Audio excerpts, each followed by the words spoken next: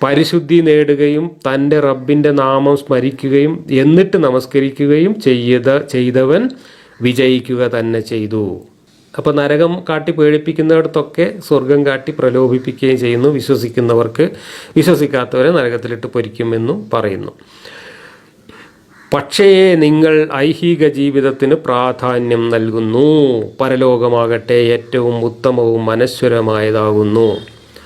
ഇതാണ് ഖുർആൻ മുന്നോട്ട് വയ്ക്കുന്ന ഏറ്റവും പ്രതിലോമപരവും ഏറ്റവും പിന്തിരിപ്പനും സർവോപരി ഏറ്റവും അപകടകാരിയുമായിട്ടുള്ള ദർശനം. എന്താണ്? ഇഹലോക ജീവിതം ഒരു പ്രാധാന്യവും കൽപ്പിക്കാൻ പാടില്ല. ഇഹലോക ജീവിതം സന്തോഷത്തോടെ സമാധാനത്തോടെ ആസ്വദിക്കാനുള്ള ജീവിതം അല്ല. പിന്നെ എന്താണ്? അത് ഖുർആനിൽ പലയിടത്തും പറഞ്ഞിട്ടുണ്ട്. ഇഹലോക ജീവിതം എന്ന് പറയുന്നത് ചതിക്കാൻ വേണ്ടി വിളമ്പി വെച്ചിട്ടുള്ള വിഭവങ്ങളാണ്.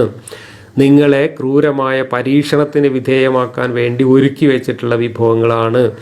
ആ ഇഹലോക ജീവിതത്തിൻ്റെ വിഭവങ്ങളിലേക്ക്, ഇഹലോക ജീവിതത്തിൻ്റെ സന്തോഷങ്ങളിലേക്ക് നിങ്ങൾ ചാഞ്ഞു പോകരുത്, നിങ്ങൾ തൂങ്ങിപ്പോകരുത്. ഇഹലോക ജീവിതം വെറും കളിയും തമാശയുമായിട്ട് നിങ്ങളുടെ മുമ്പിൽ വെച്ചിട്ടുള്ളത് നിങ്ങളെ ചതിക്കാനാണ്, പരീക്ഷിക്കാനാണ്. പിന്നെ എന്താണ് ജീവിതം? നിങ്ങൾ മരിച്ചു കഴിഞ്ഞിട്ടാണ് ജീവിതം. ആ ജീവിതത്തിലേക്ക് നിങ്ങൾക്ക് ടിക്കറ്റ് കിട്ടാൻ വേണ്ടിയിട്ടുള്ള ഒരു ക്രൂരമായ പരീക്ഷണമാണ് ഇഹലോക ജീവിതം. ഇതുകൊണ്ട് ഇഹലോക ജീവിതത്തിൽ എന്തൊക്കെയാണ് സന്തോഷിക്കാനും ആസ്വദിക്കാനും ഉള്ളത് അതൊന്നും തന്നെ നമ്മൾ തിരിഞ്ഞു നോക്കാൻ പാടില്ല. അത് അള്ളാഹു നമ്മളെ ചതിക്കാൻ വേണ്ടി ഉണ്ടാക്കി വെച്ചതാണ്. ഇത് ഖുർആനിൽ ആവർത്തിച്ച് പറയുന്ന ഒരു ദർശനമാണ്. അതാണ് ഞാൻ മുമ്പ് പറഞ്ഞത്. ഖുർആൻ ജീവിതത്തിൻ്റെ ദർശനമല്ല, മരണത്തിൻ്റെ ദർശനമാണ്. ഖുർആനിൽ മനുഷ്യൻ്റെ ജീവിതം ആരംഭിക്കുന്നത് ജനിച്ച മുതലല്ല, അത് മരിച്ച മുതലാണ്. ഇവിടെ ജനിക്കുന്നത് ജീവിക്കാനല്ല, ഇവിടെ ജനിക്കുന്നത് ജീവിതത്തിന് വേണ്ട പരീക്ഷ ജയിക്കാനാണ്. ആ പരീക്ഷ എന്താണ്? ഇഹലോക ജീവിതത്തിലെ സുഖ സൗകര്യങ്ങളും സന്തോഷവും സമാധാനവും കലയും സാഹിത്യവും സംഗീതവും നൃത്തവും പാട്ടും പിന്നെ ചിത്രം വരെയും മറ്റും മറിച്ചുമായിട്ട് മനുഷ്യർ സന്തോഷമായിട്ട് എന്തൊക്കെ ഇവിടെ ആസ്വദിക്കുന്നുണ്ടോ, പാർക്കും റെസ്റ്റോറൻറ്റും അതുപോലെയുള്ള ഡാൻസ് ബാറുകളും ഇങ്ങനെയുള്ള കാര്യങ്ങൾ, ബീച്ചും എന്തൊക്കെ കാര്യങ്ങൾ മനുഷ്യർ സന്തോഷത്തിനായിട്ട് ഉപയോഗിക്കുന്നുണ്ടോ അതെല്ലാം ചതി വിഭവങ്ങളാണ്. അതിലേക്കൊക്കെ ചാഞ്ഞു പോയാൽ ദൈവം പിടിച്ചുകൊണ്ടേ നമ്മൾ നരകത്തിലിടും. നേരെ മറിച്ച് ഈ വിഭവങ്ങളിലേക്കൊന്നും ചാഞ്ഞു പോകാതെ ഇവിടെ സമാധാനം സന്തോഷം എന്നൊക്കെ പറഞ്ഞ് ഇവിടുത്തെ ജീവിതത്തിന് പ്രാധാന്യം നൽകി, ഇവിടുത്തെ സഹജീവികളായ മനുഷ്യർക്ക് പ്രാധാന്യം നൽകി, മാനവികതയുടെ ദർശനങ്ങളൊക്കെ ഉൾക്കൊണ്ട് ഇവിടെ സമാധാന ജീവിതം നയിക്കുന്നവർക്കെല്ലാം ദൈവം നാളെ നരകമാണ് സമ്മാനിക്കാൻ പോകുന്നത്. പകരം ഈ സന്തോഷവും സമാധാനവും സുഖവും ഒക്കെ മാറ്റിവെച്ചിട്ട് ദൈവം ഈ കിതാബിൽ പറഞ്ഞിട്ടുള്ള കുറേ കാര്യങ്ങളുണ്ട്. ആ കാര്യങ്ങൾ ചെയ്ത് ദൈവത്തെ സന്തോഷിപ്പിച്ചാൽ നിങ്ങൾക്ക് ദൈവം ശാശ്വതമായ സ്വർഗം തരും. അതാണ് ഇതിനകത്ത് പറയുന്നത്. അപ്പോൾ ആ നരകത്തിൻ്റെ ഭീകരതയും ആ സ്വർഗത്തിലെ സുഖ സൗകര്യങ്ങളും ഇങ്ങനെ ആവർത്തിച്ച് ഇതിൽ വിശദീകരിക്കുന്നുണ്ട്. ഒപ്പം നിങ്ങൾ ദൈവത്തിൻ്റെ പ്രീതി കാംക്ഷിക്കാൻ വേണ്ടി ഇവിടെ ചെയ്യേണ്ട കാര്യങ്ങളും വിശദമായി പറഞ്ഞിട്ടുണ്ട്.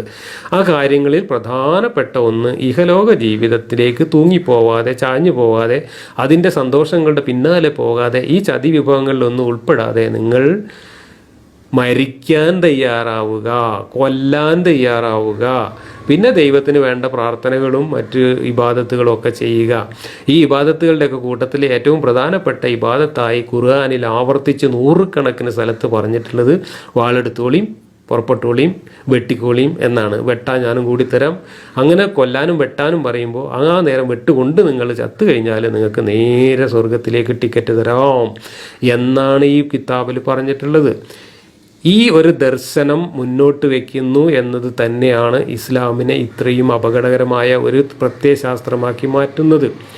ഇത് മനസ്സിലാക്കുകയും ഇത് പഠിക്കുകയും ഇത് ഉൾക്കൊള്ളുകയും ഇത് പ്രാവർത്തികമാക്കുകയും ചെയ്യുമ്പോഴാണ് ഒരാൾ ഐസിസും താലിബാനും ബോക്കോ ഹറാമും അൽ-ഖ്വയ്ദയും ഒക്കെ ആയി സിറിയയിലും അഫ്ഗാനിസ്ഥാനിലും ഒക്കെ പോയി പൊട്ടിത്തെറിക്കുന്നത്, ഷിയ പള്ളിയിലും സുന്നി പള്ളിയിലും പരസ്പരം പൊട്ടിത്തെറിക്കുന്നതും ഒക്കെ ഇത് ഉൾക്കൊണ്ട് കഴിയുമ്പോഴാണ്. കാരണം അങ്ങനെ പൊട്ടിത്തെറിച്ച് സ്വയം ചാവുകയും കുറേ ആളുകളെ കൊല്ലുകയും ചെയ്താൽ ഇഹലോക ജീവിതത്തിലെ സുഖവും സന്തോഷവും ഒക്കെ വെടിഞ്ഞ് ദൈവമാർഗത്തിൽ ത്യാഗം ചെയ്യാൻ തയ്യാറായ ഈ കൂട്ടർക്ക് ദൈവം വലിയ പ്രതിഫലം നാളെ തരും. യഥാർത്ഥ ജീവിതം ആരംഭിക്കുന്നത് പൊട്ടിത്തെറിച്ച് മരിച്ചതിന് ശേഷമാണ് എന്ന വിശ്വാസമാണ് ഇസ്ലാമിനെ അപകടകരമായ ഒരാശയമാക്കി മാറ്റുന്നത്. ഇതുതന്നെയാണ് ഇസ്ലാമിന് ലോകത്ത് ജീവിതത്തിൻ്റെ എല്ലാവിധ പുരോഗതിയിൽ നിന്നും പുറംതിരിഞ്ഞു നിൽക്കാൻ മുസ്ലിങ്ങളെ പ്രേരിപ്പിക്കുന്നത്. എന്തുകൊണ്ടാണ് മുസ്ലിങ്ങൾ ഭൗതിക വിദ്യാഭ്യാസം നേടാത്തത്? ഇതാണ് കാരണം. ഭൗതിക വിദ്യാഭ്യാസം നേടുന്നത് എന്തിനാണ്? ഇഹലോകത്തെ ജീവിതം കൂടുതൽ സുഖകരമായിട്ട് ആസ്വദിക്കാനാണ്. അതിൻ്റെ വിഭവങ്ങളും സമൃദ്ധിയും കണ്ടെത്താനാണ്, അതിനുള്ള മാർഗങ്ങൾ കണ്ടെത്താനാണ്. അപ്പോൾ ഇഹലോക ജീവിതത്തിലേക്ക് തൂങ്ങാൻ പാടില്ല എന്ന് ദൈവം പറഞ്ഞാൽ പിന്നെ നമ്മൾ ഭൗതിക വിദ്യാഭ്യാസം നേടലാണോ നേടാതിരിക്കലാണോ ദൈവത്തിനിഷ്ടം? ദൈവത്തിനിഷ്ടം നിങ്ങൾ ഭൗതിക വിദ്യാഭ്യാസം ഒന്നും നേടാതിരിക്കലാണ്. എന്തുകൊണ്ടാണ് നമ്മളെ കലയും സാഹിത്യവും സംഗീതവും അതുപോലെയുള്ള മനുഷ്യൻ്റെ മനസ്സിന് ആർദ്രത നൽകുന്ന എല്ലാ കാര്യങ്ങളിൽ നിന്നും മാറി നിൽക്കണം എന്ന് മുസ്ലിങ്ങൾ ശഠിക്കുന്നത് എന്തുകൊണ്ടാണ്? മതമൗലികവാദികൾ ശഠിക്കുന്നത് എന്തുകൊണ്ടാണ്? അതെല്ലാം ഇഹലോക ജീവിതത്തിലെ സുഖാസ്വാദനത്തിനുള്ള വിഭവങ്ങളാണ്. അതെല്ലാം ദൈവം നമ്മളെ ചതിക്കാനുണ്ടാക്കി വെച്ച വിഭവങ്ങളാണ്. അതുകൊണ്ട് ആ വിഭവങ്ങളുടെ ഒന്നും പിന്നാലെ നമ്മൾ പോകാൻ പാടില്ല. ചിത്രം വരയ്ക്കാൻ പാടില്ല, ഫോട്ടോ എടുക്കാൻ പാടില്ല, പാട്ട് പാടാൻ പാടില്ല, ഡാൻസ് ചെയ്യാൻ പാടില്ല, ബാറിൽ പോകാൻ പാടില്ല, പിന്നെ ബീച്ചിൽ പോകാൻ പാടില്ല, ക്ലബ്ബിൽ പോകാൻ പാടില്ല, സന്തോഷിക്കാൻ പാടില്ല. പകരം നമ്മൾ ഏറ്റവും ഭീകരമായിട്ടുള്ള പ്രവർത്തനങ്ങൾ ദൈവത്തിന് വേണ്ടി ചെയ്തിട്ട് എത്രയും പെട്ടെന്ന് മരിച്ച് അങ്ങോട്ട് ചെന്നാൽ അവിടെ ടിക്കറ്റ് കിട്ടും. ഇതാണ് ഇസ്ലാം പഠിപ്പിക്കുന്ന ദർശനം. ഖുർആനിലെ തുടക്കത്തിൽ തന്നെ ഇറങ്ങിയിട്ടുള്ള അധ്യായത്തിൽ തന്നെ ഈ പാപ്പരായ ദർശനം, ഈ മനുഷ്യവിരുദ്ധമായ ദർശനം, ഈ ജീവിത വിരുദ്ധമായ ദർശനം പറഞ്ഞു തുടങ്ങുന്നു എന്നതിൻ്റെ തെളിവാണ് ഈ ആഗല എന്ന അധ്യായത്തിലെ 16-ാമത്തെ വാക്യം ഞാൻ ഈ വായിച്ച് കേൾപ്പിച്ചത്. നിങ്ങൾ ഐഹിക ജീവിതത്തിന് പ്രാധാന്യം നൽകുന്നു. അത് കുറ്റപ്പെടുത്തുകയാണ്, നമ്മളെ കുറ്റപ്പെടുത്തിക്കൊണ്ടാണ് പറയുന്നത്. പരലോകമാകട്ടെ ഏറ്റവും ഉത്തമവും അനശ്വരവുമായതാകുന്നു.